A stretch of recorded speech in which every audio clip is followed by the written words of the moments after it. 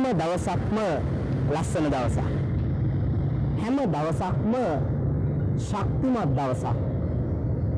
හැම දවසක්ම ලස්සන දවසක්, ශක්තිමත් දවසක් බවට අපි පත් කරගත යුතුයි.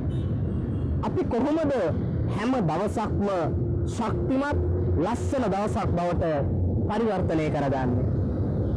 ඒ සඳහා හැම දවසකම ඔබ ඔබෙන් අහන්න, අද දින මට මා වෙනුවෙන්, මාගේ පවුලේ අය වෙනුවෙන්, මගේ ආයතනය වෙනුවෙන්, මේ මව්බිම වෙනුවෙන් තව කුමක් කළ හැකිද?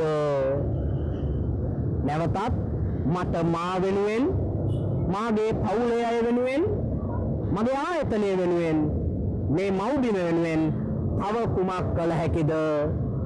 මෙසේ ඔබ ඔබෙන් ප්‍රශ්න කරන විට ඔබට පුංචි පුංචි දේවල් සිතෙන්න පටන් ගනීවි.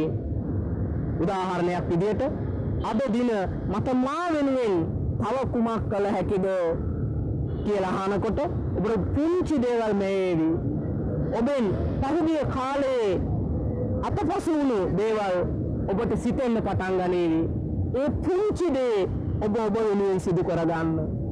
ඒ වගේම ඔබ අද දින මට මගේ පවුලේ අය වෙනුවෙන් තව කුමක් කළ හැකිද කියලා ඔබෙන්ම ප්‍රශ්න කරන විට ඔබට මතක් වේවි ඔබෙන් ඉටු යුතු දේවල්, ඔබේ දරුවන්ට ඔබෙන් ඉටු යුතු දේවල්, ඔබේ බිරිඳ මහත්ය සතුටු කරන්න පුංචි හෝ යමක් කරන්න ඔබේ සිතට ඒවි.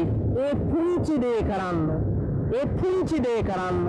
ඒ වගේම අද දින මට මගේ ආයතනය වෙනුවෙන් තව කුමක් කළ හැකිද?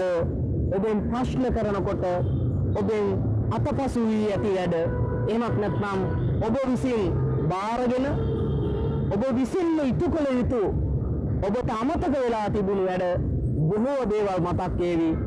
ඒ සියල්ල ඉටු කරන්න. මේ ආකාරයට හැම දවසකම මට තව කුමක් කළ හැකිද ප්‍රශ්න කරනකොට ඔබට පුංචි පුංචි දේවල් නැවේවි, දැනේවි. කරන්න තියෙන ඒ සියල්ල ඉටු කරනකොට කාලයක් යනකොට ඔබ නොදැනුවත්වම ඔබ බොහෝ දේ සිදු කර අවසන්.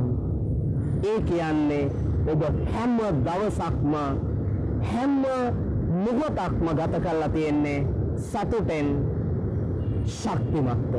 ඒ නිසා හැම දවසක්ම ශක්තිමත් දවසක්, ලස්සන දවසක් බවට පත් කරගන්න.